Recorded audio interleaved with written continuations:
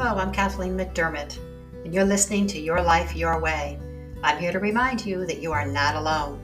I know life's challenges can be freaking hard, and life can feel like we are on one wild roller coaster ride.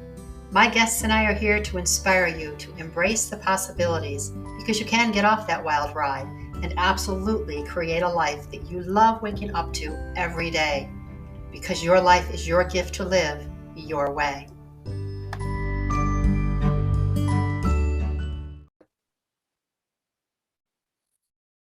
Good morning. I am so excited to have a very special guest with me this morning, and I'm excited to hear her story and specifically to share a little something that I think we all women have in common, whether we realize it or not. But this morning, I want to welcome Erika Oley with me. She is the host of Surthrival Diaries. She is an entrepreneur, TV journalist. She is a mom, so we definitely have that in common. American expat, very interesting. Animal lover, gluten-free baker, we need to talk. Travel enthusiast, and bookworm. She is passionate about personal growth and discovery as well, which is another beautiful, beautiful way to be. And the mind-body connection and integrative health. She is currently training to be a coach and hypnotherapist. She is writing a book, anxious to hear about that. She lives in the south of Spain with her family, and when not working, enjoys walks with her daughters, yoga, and riding her stallion. Yes. Welcome. Hello. Thank you. Thank you, Kathleen. It's such a pleasure to be here. Thank you for having me. Pleasure is all mine. So, oh gosh, where do I begin? There's so much that I do want to have you expand on, and I'll try to contain my excitement over the last portion of your bio. But tell me first about your podcast. What is Surthrival Diaries? Well, first of all, it also took me a while to say it properly. It's a little bit of a tongue twister, but I think I've gotten the hang of it now. Surthrival Diaries is a project that has been in my heart for a few years, and I just launched it this January 1st. Congratulations. Thank you.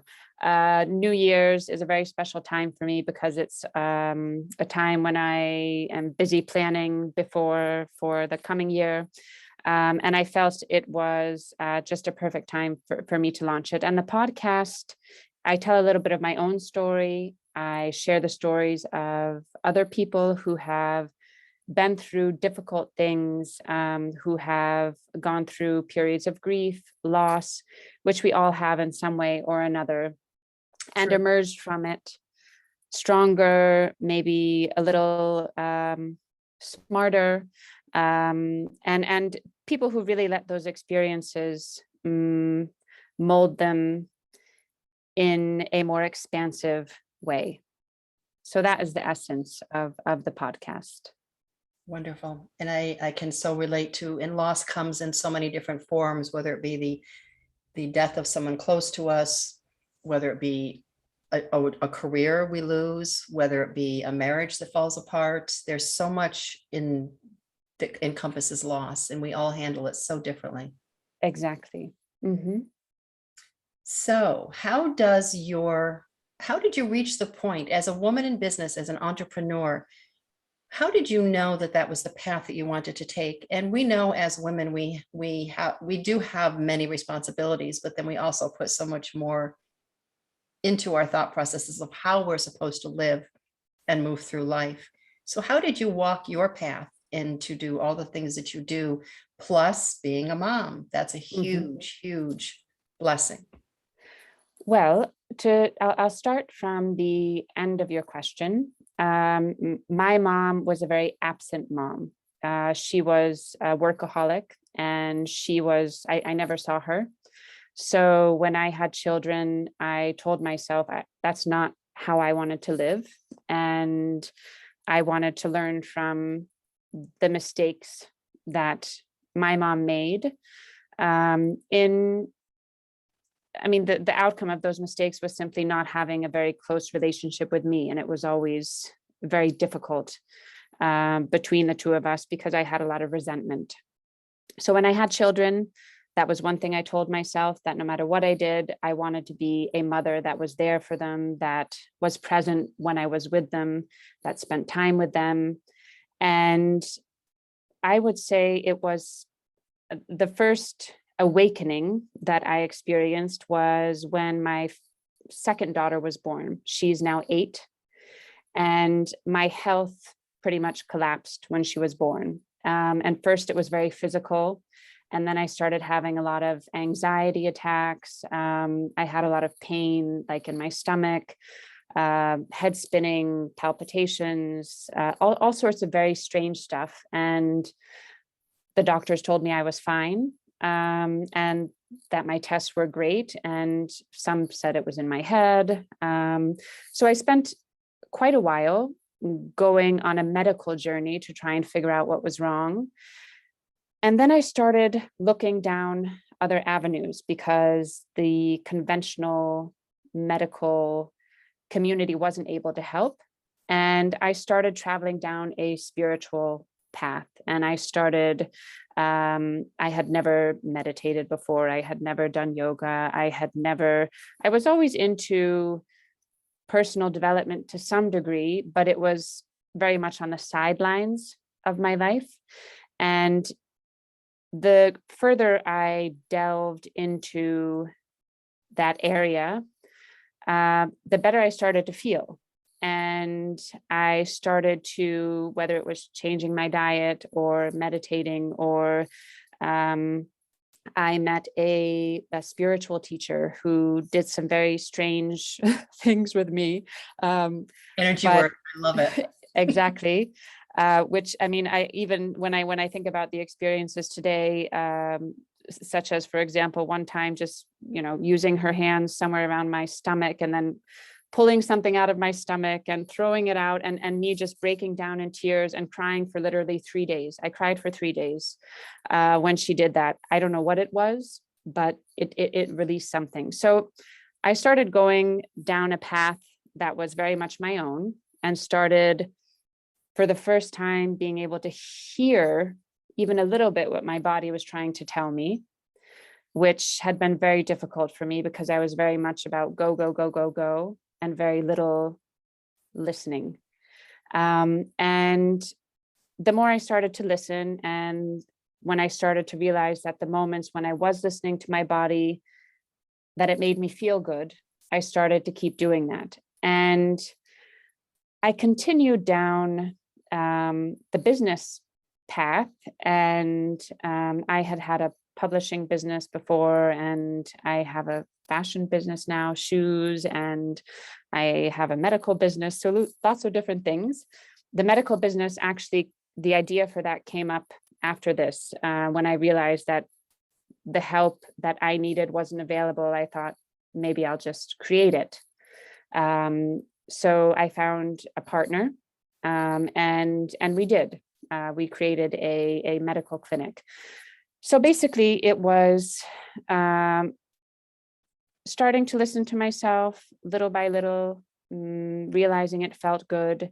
And now I'm very much about projects that have an impact, and projects that can give something back. And that's why I started the podcast. I'm involved in an educational project for children. So I'm very much about, if something doesn't feel good, I don't do it. If it does, I do. And even from the beginning in business, my instincts were very important to me, and working with people with whom I had a very symbiotic relationship was always important as well. So that's it in a nutshell. And I hope that kind of answered your question. It does. And, you touched on so many beautiful points. And from the mother-daughter relationship, which is another whole podcast in of itself. And I'm really curious about the educational project for children, but I love what you said, that if it doesn't feel good, you don't do it. And I think we struggle with that so much because we feel that we have to do we have to do, we're obligated to do, and we're obligated and we learn to do things a specific way. And if it isn't done in that realm of how we learn through life, that we just can't do it. And that grows and grows and grows. And I truly believe that through that whole process, we really lose ourselves. Mhm. And in your quiet, you began to hear and find the answers. And you're right there, that go, go, go. There's so much noise. And can you touch on for me that what you've gone through in the path, the journey that you've gone through, and what you're doing is amazing and fascinating. And it's so inspiring for other women. But I think the best, if I had to pick one part, is the legacy and the example you're setting for your daughters. Mm. I think about that a lot, actually. And I tell them all the time that they can do and be anything they want. And I want them, I always tell them that, first of all, they don't have to pick one thing. And that's one thing that's been a guiding light in my life in general, whether it's picking a place to live or whether it's even relationships. I mean, I don't think all relationships are meant to last forever. And I certainly don't think we're meant to have just one job. I am good, as we all are, at many different things. Mhm. And I definitely do want to show them that you can be successful and be a mother that's present in their lives. And I would also add one thing to what you said about whether it feels good, or if it feels good, I do it. One other element to that is that doesn't mean I'm not scared. And that's Great a point. Yes. very big thing with the podcast. Some of what I talk about is absolutely terrifying. And it's most terrifying, actually, for me to think that people I know are listening to it. I agree. That has been on my mind as well, and how to Yes. navigate through certain episodes. Yes, exactly. So it's I'm very much about, I would say, over the past 2 or 3 years, embracing doing things even when I feel scared, and they can still feel good. So it's not I'm scared, but yeah, I'm scared and it feels good, and I'm gonna do it. I call it, you've created a different relationship with fear. You now have a different relationship, almost you could liken it to, go to an extreme and say, a friendship, because it is there to serve us in a particular way. But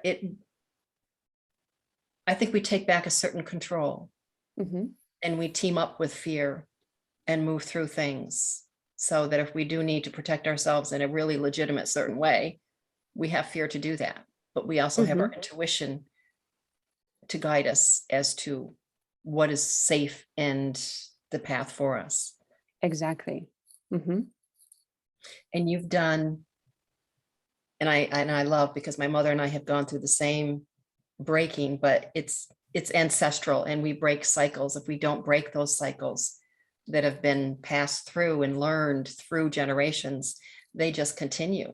So you've already broken cycles, Yes. and you're teaching your daughter to break cycles. And Mhm. my mom broke cycles, and then I broke, and I taught my boys, and now I have a grandson, so it's becoming even more important. Breaking those cycles, in my opinion, and is part of the legacy, and to Mhm. teach them to live a more peaceful, enjoyable life in however they choose to do that. Absolutely. I absolutely agree. And obviously, it's not possible to work through everything in one lifetime, No, no. but I think that I've already done a lot. And it is interesting to note, because my mom was a very high-powered business executive at a time when women weren't doing that. So she also broke something. And she was literally, I mean, she was one of the first people. We were living in Connecticut at the time. She would put on her sneakers, get on the train, go into New York, put on her high heels, and work with basically all men. And what she did definitely broke the mold at the time that she did it. But I don't think it was very possible, or it was much more difficult then to be able to combine a high powered career like that with being a mother that was also present. And Probably, that comes back yeah. to balance, and I would love your opinion on this. Balance, we always look for balance outside of ourselves. And I'm sure your mom was trying, but didn't feel, and as many do, feel it's not possible to find that balance. But I Mhm. don't find it out there. I find it in here. What are your thoughts? Because it sounds like you've created a lot of balance in your life. How have you achieved that? And how would you advise or maybe inspire other women to look for the balance within versus outside? Well, I think the balance, finding the balance is very much, I think our intuition guides us in the right direction. And you use the word intuition. And I think once we can tune in to what our, whether it's body, heart, soul, whatever it is, speaking to us, it will guide us in the direction of balance. And when we achieve the balance, we sleep well, we want to eat good food, we feel vibrant, we feel peaceful and calm.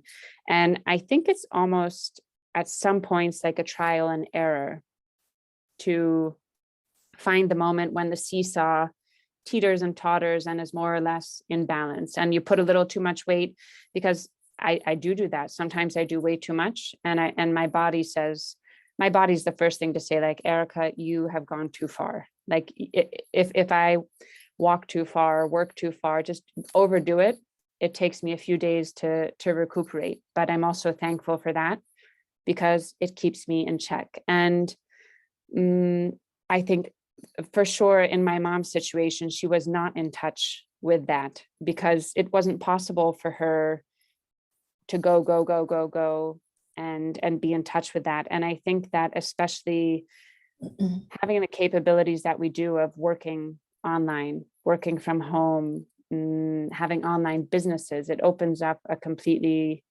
new possibilities that exactly allow families to be together in a way that they weren't before.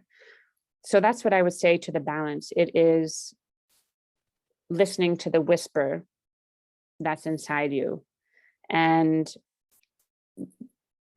following the feeling good, following your intuition, and seeing how your body and your mind reacts, and knowing that you're not going to do things perfectly all the time, and giving yourself the grace to make mistakes and then learn from them. So for example, I love wine, but I just can't drink it. It gives me palpitations and I feel awful and it makes me all fuzzy. So I just don't drink. And sometimes I say, oh, I really would love to have a glass of wine, but I just don't do it because it doesn't serve me. So it goes from drinking wine to stretching, doing yoga, meditating, what you're putting in your mouth, and self-care, making the bath when you feel like it, and just taking care of yourself. So that would be my answer to learning to find that balance. Which comes to my point of in the long run, it reduces the stress. Mm-hmm. Exactly. And stress is just wearing us out completely. Yes, for sure. I mean, I remember 6-7 years ago, like when I would even lock my door. I lived in an apartment. I would lock my door and I had to press the button for the elevator, and I would leave my door, press the button for the elevator, then go back and lock my door, so as to save 5 seconds. And literally I remember like all of my insides just shaking because I was going so fast. And finally, this is one little thing that was very helpful to me. I started to take breaths. So when I realized that I was going too fast, I would just stop and I would take 3 really deep breaths and just let the elevator go, just stand where I was, take everything out of my mind, not rush, And the moments were like elevator, car, even after the shower, the moments where we might find ourselves rushing to do the next thing, doing the opposite. So just relaxing. And I think it can take a very long time to unwind everything. And I think I'm still unwinding stuff. Old habits are hard to break. Exactly. That's Exactly. Mm-hmm. Yes. I think, correct me if I'm wrong, you have an area that is especially great at reducing stress. Tell me all about your four-legged friend, who I think, as every woman, whether she realizes it or not, has the love of horses. So please tell Yes. me about that part of your life. Well, it's actually quite interesting because I rode horses when I was a child, and then I stopped because I think I had fallen off or something, and I wanted to go riding again. And my mom was like, "Oh, I already paid for your lessons once. I'm not going to do it again." And she said, "You can ride when you can pay for it yourself." So I think when I was like 21, I started riding again when I could pay for it myself. And since then, I have gone down the rabbit. I mean, I've been in the rabbit hole of horses.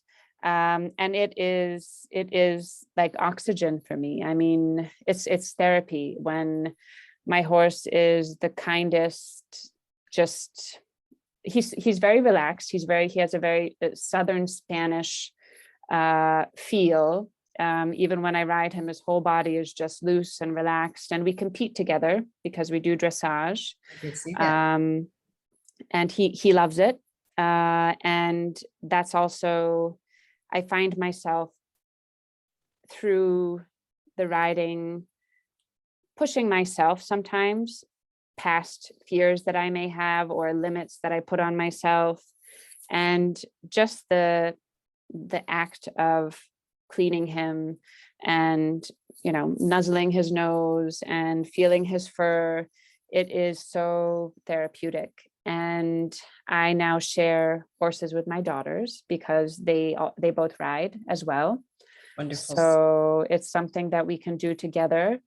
And one day, maybe, I hope I might have a little farm or something where I can have horses and some other animals right out my window. So I think it's also because you mentioned every woman has I think it's a very primal connection. And it reminds us of our connection to the earth, Definitely. to animals, and it reminds us where we came from. And I think that we're so far, especially with life in the cities, like so far. I lived in a city for a lot of my life because I lived in Warsaw, Poland. And while that may not be as big as New York nowadays, when I go back to visit, it takes me a few days to recalibrate because it's much busier than where I live at the moment. I don't think our nervous systems are meant to deal with all of those, all of the stimuli that we're really bombarded with. I agree. I definitely agree. And horses, and I think animals in general, are so soothing. And I mean, obviously, horses are therapeutic. And yeah, they just totally, they take stress down many, many, many notches, many notches. Mm-hmm. I had the blessing of, I had wanted a horse since I was a little girl, and my family just could not afford to care and feed for a horse. So I understood that, and I rode for years until I moved on to boys. And of course, I should have stayed with the horses, but but I had the blessing of, how long has it been now? Almost 7 years of being part of an equine rescue back in upstate New York, Peaceful Acres Horses. Oh, that's beautiful. Oh, what an organization. And I was very humbled to have this leopard Appaloosa stallion named Jack, who adopted me. And just for a horse that has been so abused and to give you their trust, wow. Yes. I don't know what's more humbling than that, but he loved me. and he would rest his head and he would give me kisses that were just hysterical. I have to feel that I love to go back and watch. But I think some of my favorite moments was just we both would just lay down, or he would lay down, I would sit down in his stall and watch out into the corral and out into the farm and just sit there in quiet. Wow, it's beautiful. In his energy is what a gift. What a gift. There's just something you can't put the therapeutic energy of them, the spirit of them. I can't find the words to really, you have to experience it. I agree. Yes. So thank you for sharing. And what is your boy's name? Ethotico. Ethotico. Yes. And he is, like I said, I mean, he's a very Spanish character. And it's also wonderful. In Spain, horses are they're part of society, and dressage, which is, dancing on the horses, basically. It's a very, big part of the culture. So it's wonderful for me to be able to learn. And I love when the rider and the horse when they cooperate. And my trainer that I have here, he's so gentle, and all of the horses under his care are so happy, and they love, I call it work, but I think they have fun doing what they do. And yeah, it's been so wonderful continuing my journey with the horses being here in Spain. Wonderful. I could not be happier for you, because it's just, I know what a joy they bring. What a joy. Thank you. You're gluten-free baking. Yes. We need to talk more about that personally, one-on-one. Sure. My first attempt at it, I made some banana bread that was gluten-free. And the gluten-free flour has come a long way because it was excellent. Yes. Yes, especially in America. Yes, yes, definitely. And white flour just drives my joints crazy. I hear you. Yeah. I was gluten-free, totally gluten-free for like 5 years. I was grain-free for 2 years. I've tried pretty much every diet there is out there. I haven't done the keto diet, but I've done this, it's autoimmune paleo. I've done paleo. I was dairy-free and grain-free and gluten-free for 5 years. Now I'm not, but I try to be, as much as I can, gluten-free. So that's also been a journey, and I'd love to share if you're ever interested in some good recipes. Definitely. Will you be incorporating things like that into your podcast as well? You know what? I may. I will definitely. One thing, for example, that I find very interesting is the use of probiotics and for mental health. There are particular strains of probiotics that have been scientifically proven to improve depression, anxiety, and I believe that you really are what you eat. So for me, diet was one of the very important elements in my healing journey, and just learning about what my body felt good with.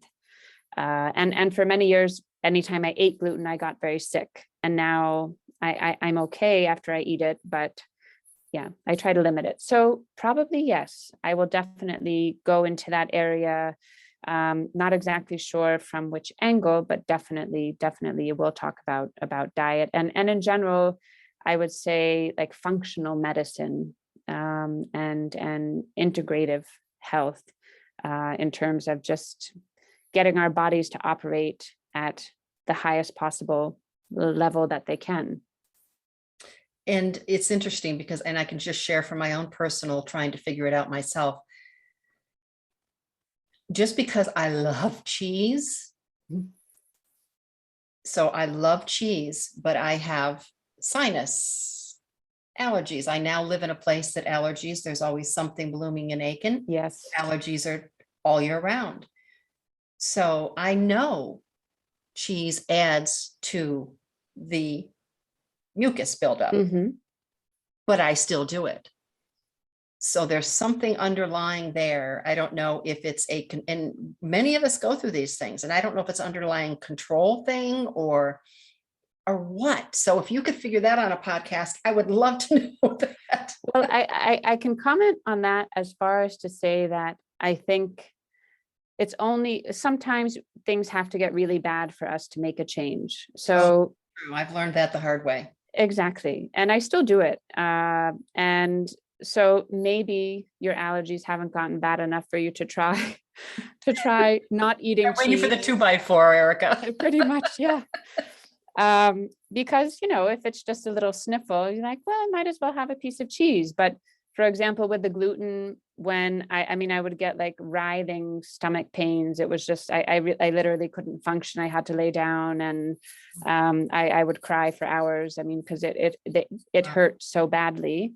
It wasn't worth eating gluten. And then I had it by accident, like 2 years ago. I was in a restaurant and I was like, oh, can I have some gluten-free bread? And he brought it. And I'm like, oh my gosh, this is so good. And then I looked around and realized everyone had the same bread.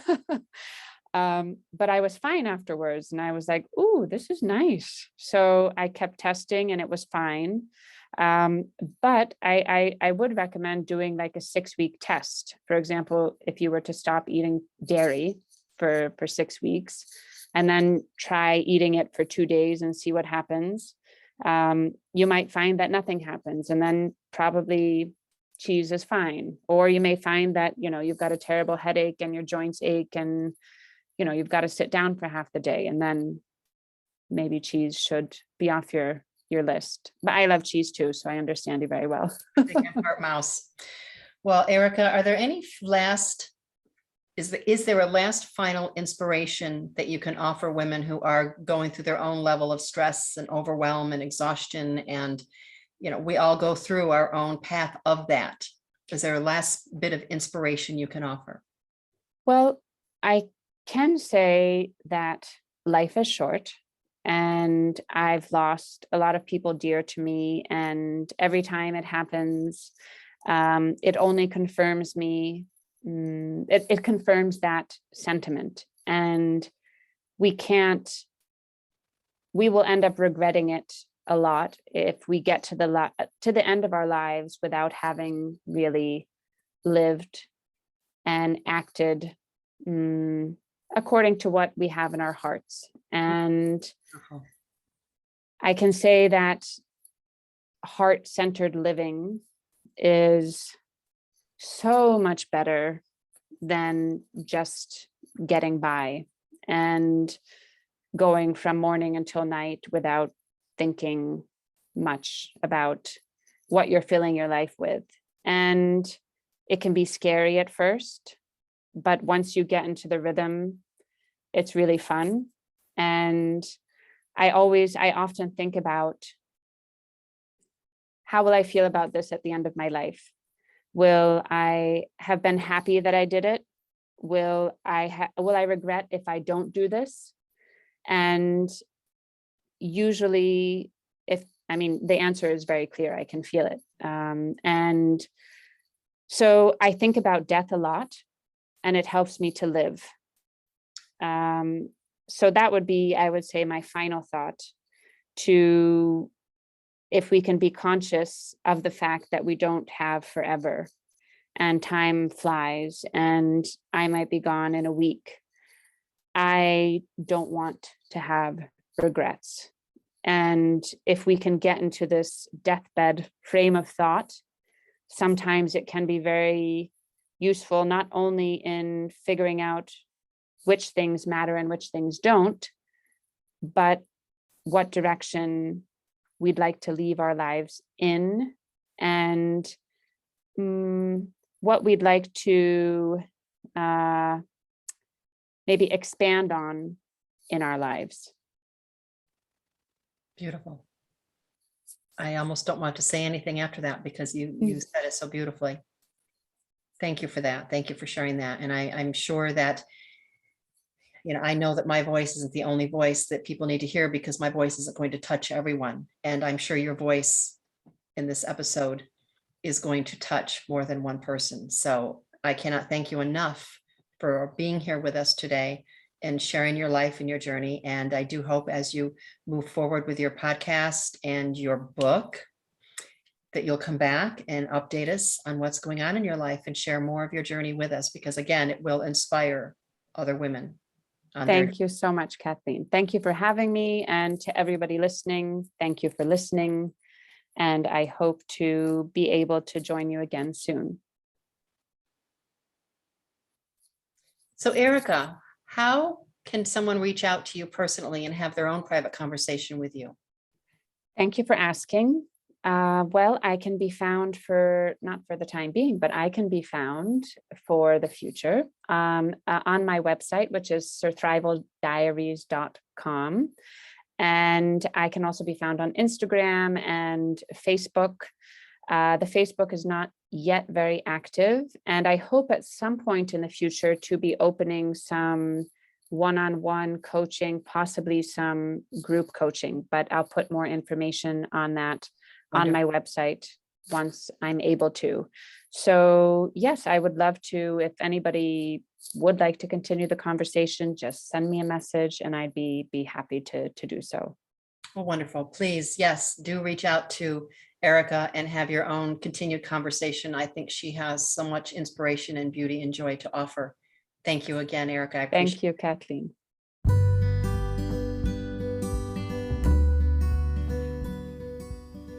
Thank you for listening, and I hope you enjoyed today's episode of Your Life, Your Way with Erika Oley. Please check out her podcast, Surthrival Diaries. I had a few takeaways today, and I'm sure you did too. One of my favorites was her speaking to heart-centered living. Heart-centered living. I'm going to hang on to that one and delve into that a bit.